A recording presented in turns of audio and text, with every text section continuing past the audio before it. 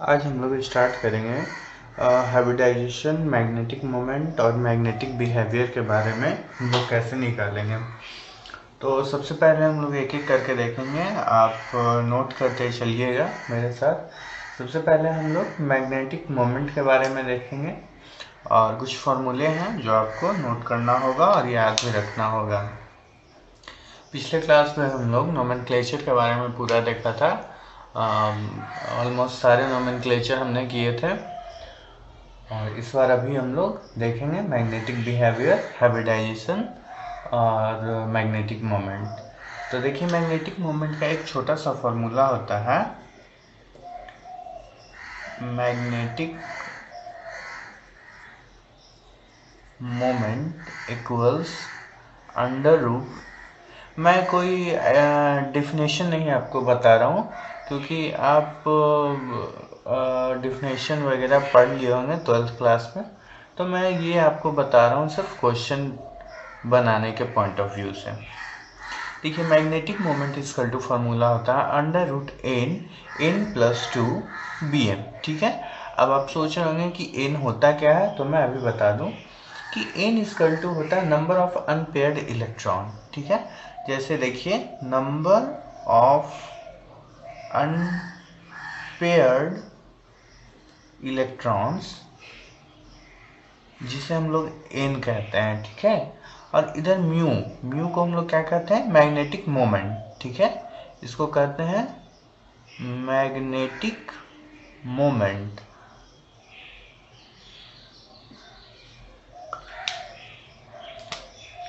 देखिए, अगर total number of electrons किसी भी कॉम्प्लेक्स कंपाउंड में, किसी भी कॉम्प्लेक्स कंपाउंड के सेंट्रल एटम में अगर एक हो, ठीक है, कितना हो, अगर एक हो, अगर एक हो तो इसका मैग्नेटिक मोमेंट 1.732 होता है। अगर दो हो तो ये 2.828 होगा। ठीक है, अगर ये 3 हो तो 3.87। काफ़ी इजी है इसे याद रखना। 3 का 3, 2 का 2, 1 का 1। ठीक है, तो इस तरह से आप याद रख सकते हैं। 4 का हो जाएगा 4.89 और 5 का 5.90, 5 का 5.90। शायद आप देख पा रहे होंगे, अगर नहीं दिख रहा होगा तो मैं वापस फिर से लिख दूंगा। शायद अभी आप देख पा रहे होंगे, तो आप इसे नोट कर लें अच्छे तरह से, मैग्नेटिक मोमेंट। और इस चार्ट को अभी आपको घबराने की बिल्कुल ज़रूरत नहीं है। अभी मैं बहुत इजी वे में एग्जांपल देकर हमेशा की तरह समझाऊंगा कि हम लोग कैसे मैग्नेटिक मोमेंट को निकालते हैं। अभी आप इसे नोट कर लें। देखिए, मान लिया अगर आपके पास एक एग्जांपल दिया हुआ है क्वेश्चन के रूप में NiCl4। ठीक है, इस पर 2 माइनस दिया हुआ है, NiCl4 2 माइनस। अब मुझे इसका क्या करना है कि मैग्नेटिक मोमेंट निकालना है और हाइब्रिडाइजेशन भी निकालना है। तो हाइब्रिडाइजेशन निकालने के लिए मैं एक छोटा सा शॉर्टकट आपको ट्रिक बताता हूँ। ठीक है, जो कि बहुत इंपॉर्टेंट ट्रिक है। देखिए, जैसे यहाँ Na सेंट्रल एटम है, तो Na का सबसे पहले हम लोग क्या करेंगे कि नंबर ऑफ अनपेयर्ड इलेक्ट्रॉन हम लोग निकालने के लिए क्या करते हैं, हम लोग पूरा इसका इलेक्ट्रॉनिक कन्फिग्रेशन लिखते हैं, 1s2 2s2 2p6, इस तरह करके हम लोग लिखते हैं। लेकिन ये ज़रूरत नहीं पड़ेगा। ठीक है, ऐसा आपको ज़रूरत बिल्कुल नहीं पड़ेगा। इसका एक शॉर्टकट ट्रिक है, आप शॉर्टकट ट्रिक के माध्यम से आप निकाल सकते हैं। तो सबसे पहले तो हमको ये पता करना होगा कि इसका एटॉमिक नंबर कितना है। ठीक है, तो वैसे तो Na का 30 होता है एटॉमिक नंबर, लेकिन यहाँ पे इसका ऑक्सीडेशन नंबर भी निकालना होगा। उम्मीद है कि आप ऑक्सीडेशन नंबर वाले वीडियो को देख करके ऑक्सीडेशन नंबर निकालना सीख गए होंगे। फिर अगर नहीं भी सीखा है फिर भी मैं बता दे रहा हूँ, एक Cl का -1 तो 4 Cl का -4, -4 से -2 काउंटर होगा तो +2 बचेगा। ठीक है, +2 इसीलिए क्योंकि 0 के इस तरफ जाएगा राइट साइड, तो ये प्लस हो जाएगा, तो ये हो गया +2। ठीक है, अब मेरे पास क्या लिया हुआ माय डियर, Na +2। अब कितना होगा ये 28। अब देखिए ट्रिक क्या है कि पहले आप क्या करते हैं ट्रेडिशनल रूप में, इससे 1s2 2s2 2p6 3s2 3p6, ठीक है, इस तरह करके 3D, इस तरह करके आगे लिखते जाते हैं। काफ़ी लेंदी होता है ये प्रोसेस। इसको शॉर्टकट करने के लिए एक छोटा सा ट्रिक है जो आप बिल्कुल गौर से देखिए तभी आप सीख पाएंगे। देखिए 28, ठीक है। सबसे पहले तो हम लोग इसका ये एटॉमिक नंबर लिख लेंगे 30, ठीक है। इसमें से क्या हुआ, प्लस आया तो हम लोग घटाएंगे, ठीक है। +2 आया तो -2 करेंगे, ठीक है। तो 28 आ गया अब एटॉमिक नंबर। और इसमें एक मेरे पास मैजिक नंबर है 18, इससे हम लोग घटा देंगे। 18 से घटाने के बाद हमें कितना बचेगा 8, ठीक है। अब जितना बचा समझिए यही मेरा 3D8 हो गया, ठीक है। ये 8 ही बचा इसलिए हम लोग 3D8 लिख दिए। 3D8 4s0 4D0, ठीक है। अब देखिए आप इसमें कंफ्यूज नहीं कर जाइए कि हम लोग 3D लिखेंगे कि 2D8 लिखेंगे कि 1D8 लिखेंगे। मैं पहले से उम्मीद कर रहा हूँ कि आप लोग एटॉमिक स्ट्रक्चर पढ़ लिए होंगे अच्छे से। अगर नहीं पढ़ा है, इसमें प्रॉब्लम है, तो आप लोग कमेंट सेक्शन में कमेंट कीजिए, मैं इसका एक अलग से वीडियो बना दूंगा। अभी यहाँ नहीं बता सकता क्योंकि एक ही जगह सारा बता दूंगा तो खिचड़ी हो जाएगा और आप कुछ नहीं समझ पाएंगे, ठीक है। तो ये ट्रिक है। इसके अलावा एक और एग्जांपल देकर मैं समझाता हूँ, आप इसे नोट कर लीजिए। देखिए यहाँ एग्जांपल मैं दे रहा हूँ Fe3+, ठीक है। गौर से देखिए इसे, Fe का कितना होता है 26, ठीक है। इसमें कितना प्लस है 3+ है तो हम कितना माइनस कर देंगे 3, टोटल कितना हुआ 23। 23 में कितना हम लोग मैजिक नंबर घटाएंगे 18, कितना बचेगा 5, ठीक है। अब कितना हो गया 3D5। तो ये इसका कैसा होगा कन्फिग्रेशन 3D5। अब देखिए इसमें अनपेयर्ड इलेक्ट्रॉन आप समझ रहे होंगे कि हमें कैसे मिलेगा। डी में कितना रहता है बाबू, डी में टोटल 10 रहते हैं, तो 1 2 3 4 5, ठीक है।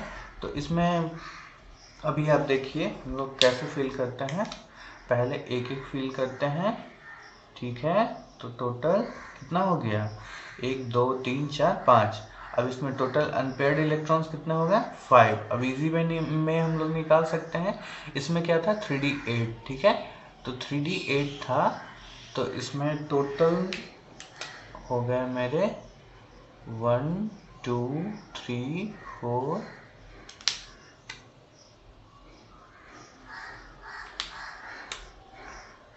5 6 7 8। इसमें total number of unpaired electron कितना हो गया 2, ठीक है। तो शायद आप लोग समझ पा रहे होंगे, आप इसे जल्दी से जल्दी नोट कर लें। मैं अब आगे मैग्नेटिक मोमेंट, मैग्नेटिक बिहेवियर और हाइब्रिडाइजेशन की ओर बढ़ता हूँ।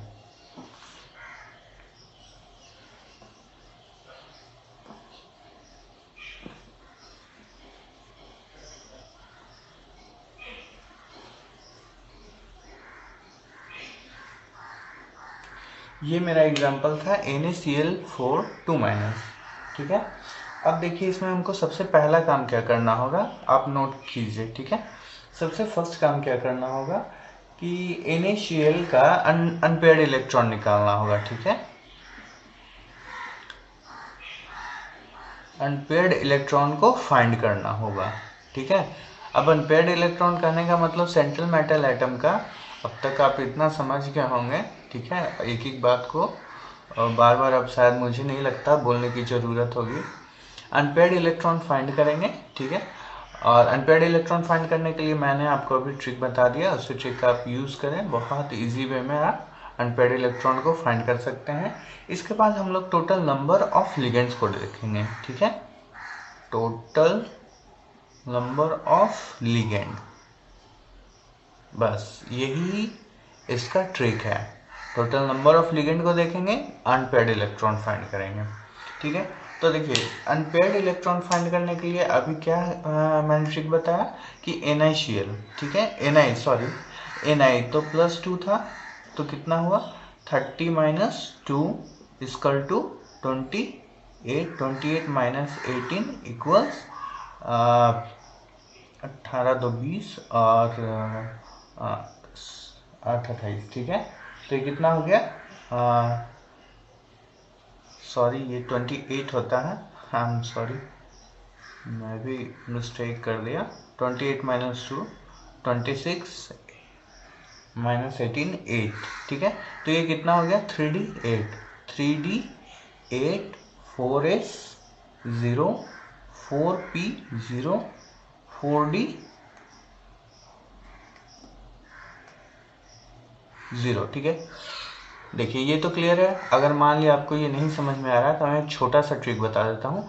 जब कभी भी 3 आ जाए, 3D आ जाए, ठीक है, तो आप ये मान के चलिए कि उसके आगे 4 वाला होगा ही, और 4 वाला होगा तो S भी होगा, P भी होगा, D भी होगा, ठीक है। तो इसलिए 3D आ जाए तो 4S 4P 4D 0 0 लिख देना है। ये 0 लिखा हुआ है इसका मतलब ये नहीं समझना है कि ये बेकार है, इसे नहीं हम लोग लिखेंगे, नहीं, हाइब्रिडाइजेशन में इसका यूज होगा, इसलिए आपको ये लिखना है, ठीक है। तो हमें क्या मिला 3D 8। अब करना क्या है, अब ट्रिक क्या है कि एक और बात मैं भूल गया, आप इसे नोट कर लें। ट्रिक में क्या है कि अगर मैं हिंदी में लिख दे रहा हूँ, ठीक है, अगर नंबर ऑफ लिगेंड्स,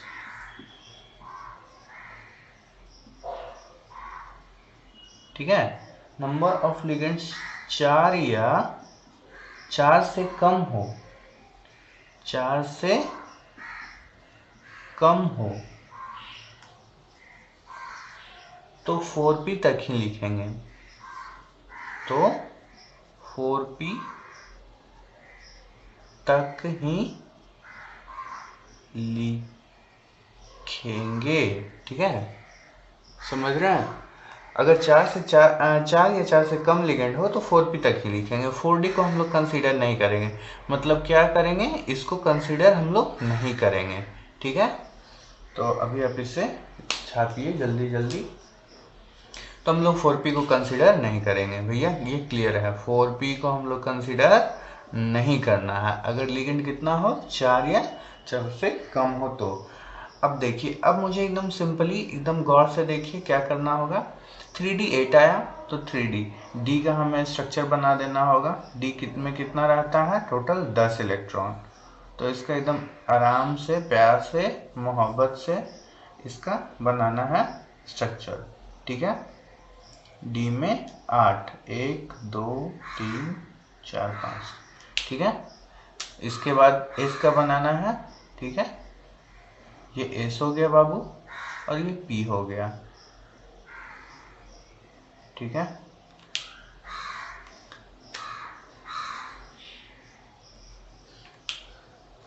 देखिए इलेक्ट्रॉन भरने के लिए आप जानते ही होंगे, अगर नहीं जानते हैं, जो भी आपको नहीं आता है, कहीं भी अगर आपको प्रॉब्लम है तो आप कमेंट सेक्शन में बताइएगा। वैसे मैं मान के चल रहा हूँ कि आपको आता होगा। देखिए 8 भरना, ठीक है। तो सबसे पहले 1 2 3 4 5 6 7 8, ठीक है। अभी कितने टोटल मेरे फिल होगा, 8। आई एम सॉरी, आज मेरा ध्यान थोड़ा कहीं और चला जाएगा।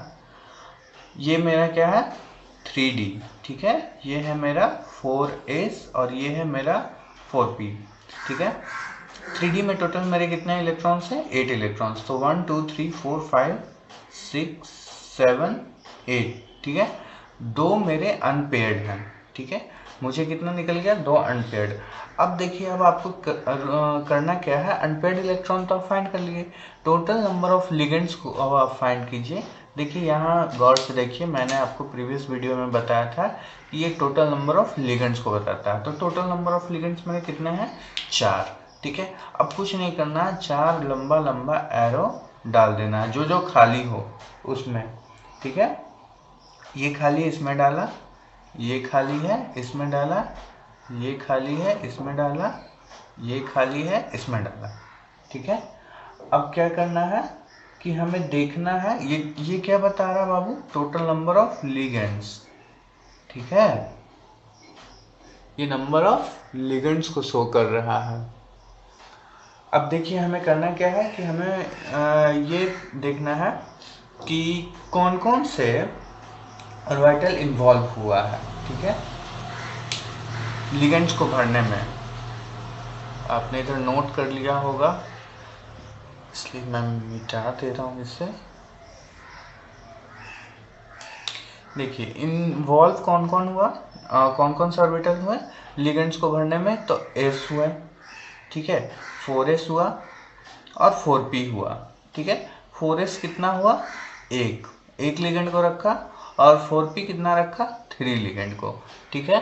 तो 4s एक लिगेंड को रखा और 4p 3 लिगेंड को रखा, तो इसका हाइब्रिडाइजेशन क्या हो गया, sp3, ठीक है, S1 और P3 sp3। इस तरह हम लोग हाइब्रिडाइजेशन निकाल लिए कि इसका हाइब्रिडाइजेशन हो गया sp3। अब आप जानते होंगे, बॉन्डिंग पढ़े होंगे, तो अगर नहीं जानते हैं तो इसका भी मेरे पास एक ट्रिक है, आप कमेंट सेक्शन में बताएं। sp3 का हाइब्रिडाइजेशन कैसा होता है, टेट्राहेड्रल, ठीक है। आपको अगर ये याद रखने में परेशानी है तो मैं फिर से एक बार बोल दे रहा हूँ, इसका ट्रिक है, आप कमेंट सेक्शन में कमेंट करें, आपको ट्रिक अगली वीडियो में दे दिया जाएगा। sp3, ठीक है। अब देखिए आप पहले से पढ़े होंगे बॉन्डिंग में कि अगर अनपेयर्ड इलेक्ट्रॉन हो, ठीक है, अगर अनपेयर्ड इलेक्ट्रॉन हो तो उसे हम लोग पैरामैग्नेटिक कहते हैं। पैरामैग्नेटिक किसे कहते हैं, अनपेयर्ड इलेक्ट्रॉन जिसके पास हो, ठीक है, अनपेयर्ड इलेक्ट्रॉन जिसके पास हो, ठीक है, और जिसके पास पेयर्ड, सारा पेयर्ड हो, उसको हम लोग क्या कहते हैं, डायमैग्नेटिक। तो इस तरह हम लोग हाइब्रिडाइजेशन निकाले, मैग्नेटिक बिहेवियर निकाले। अब देखिए नंबर ऑफ इलेक्ट्रॉन्स, कितना नंबर ऑफ अनपेयर्ड इलेक्ट्रॉन्स है, number of unpaired electrons, number of unpaired electrons मेरे कितने हैं, 2। इसे हम नहीं कंसीडर करेंगे, आप ये गलती नहीं कीजिएगा। अनपेयर्ड इलेक्ट्रॉन्स कितने हैं यहाँ पे, 2, तो total number of unpaired electrons कितने आ गए, 2। तीसरा इंफॉर्मेशन मुझे ये मिला, और चौथा इंफॉर्मेशन मैग्नेटिक मोमेंट कितना होता है, 2 का 2.828। इस तरह से हमने इससे टोटल 4 इंफॉर्मेशन गेन किए। आप फटाफट इसे नोट कर ले।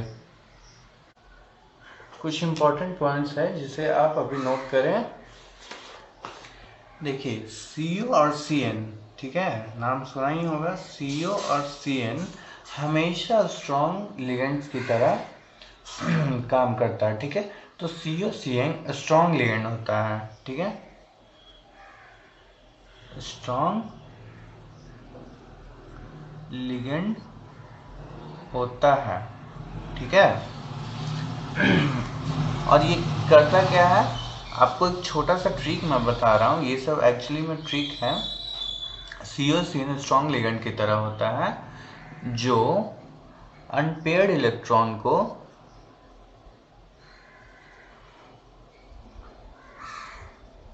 पेयर्ड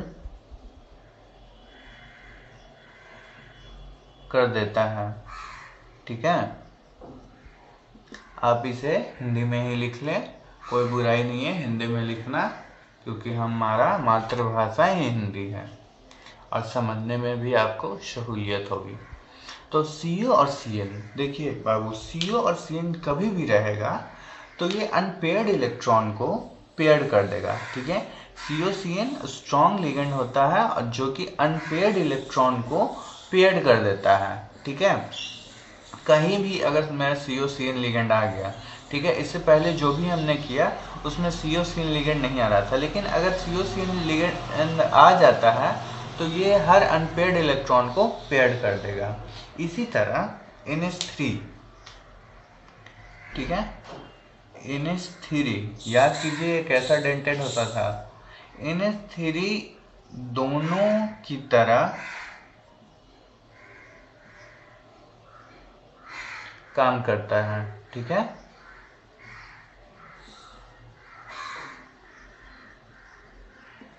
NH3 क्या करता है, दोनों की तरह काम करता है। मीन्स क्या हुआ, मीन्स कभी स्ट्रॉन्ग की तरह, स्ट्रॉन्ग लिगेंड की तरह, तो कभी वीक लिगेंड की तरह।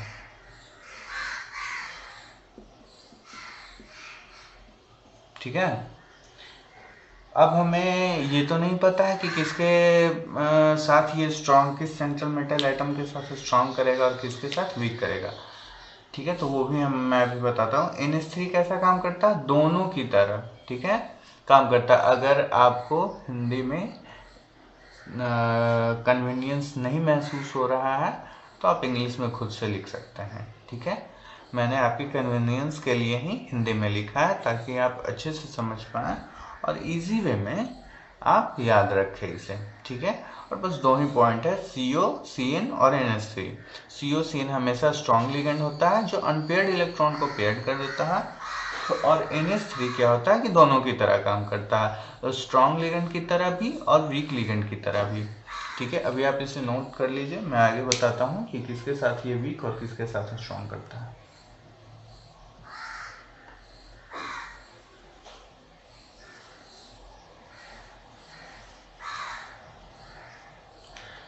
देखिए, अगर Fe, Cu और Ni, ठीक है, ये हो कोऑर्डिनेशन नंबर 4 हो, मैं इसे शॉर्टकट में CN लिख दे रहा हूँ, CN नंबर 4 हो, ठीक है, तो ये स्ट्रॉन्ग लिगेंड की तरह काम करेगा। समझ रहे हैं, ये कैसा काम करेगा, स्ट्रॉन्ग लिगेंड की तरह। अब इसके अलावा एक और है CO3+, इसका CN नंबर अगर क्या हो 6 हो, ठीक है, तो भी ये स्ट्रॉन्ग लिगेंड की तरह काम करेगा। इसके अलावा कोई भी हो तो वो वीक लिगेंड की तरह काम करेगा। अब आप इसे नोट कर लें। देखिए, कुछ पॉइंट्स और हैं, एक दो पॉइंट्स जिसे कि आपको जानना बहुत जरूरी है। PT और PD के केस में, प्लैटिनम और प्लैटिनम के केस में, ठीक है, in case of PT PD,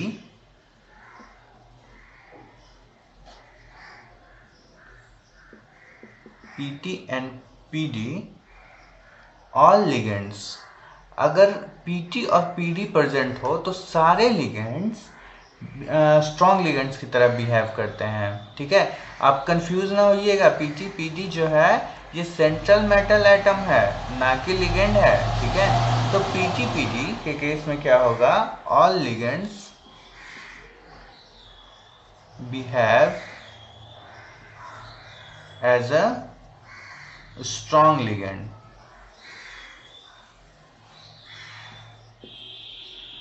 ठीक है, आप इसे भी नोट कर लें, फटाफट नोट करें इसे।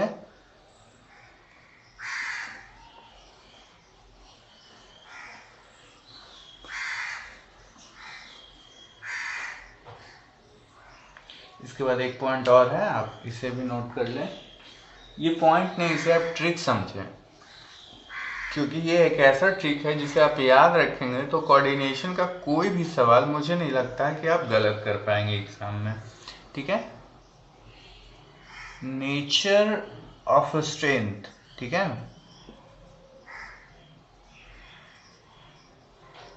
ऑफ PPS3, हालांकि ये थोड़ा कम मिलेगा एग्जाम क्वेश्चंस में PPS3, लेकिन फिर भी जानना तो जरूरी है। इज टेम्परेचर डिपेंडेंट, ठीक है, इसका नेचर कैसा होता है, टेम्परेचर डिपेंडेंट और सिचुएशन डिपेंडेंट।